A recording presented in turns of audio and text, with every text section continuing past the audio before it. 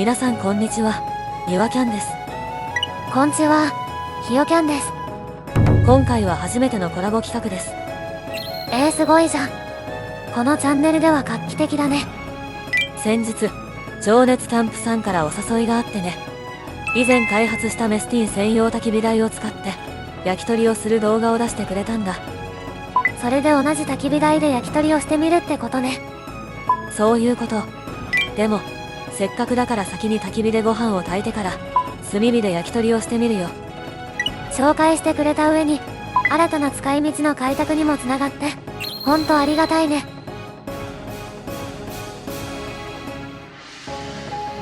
このチャンネルでは100均素材や廃材で焚き火台を自作したり、一癖あるけど安くて使える高コスパなキャンプグッズの紹介など、お金をかけずにことを楽しむジェネリックなキャンプを実践しています。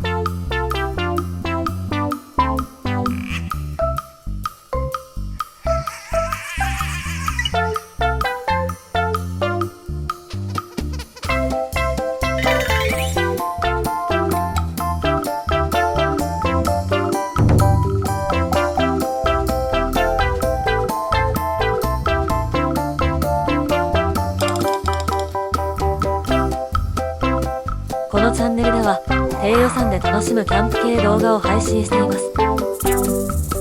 不定期投稿のためぜひチャンネル登録して次の動画をお待ちください。この動画を最後までご視聴いただきありがとうございました。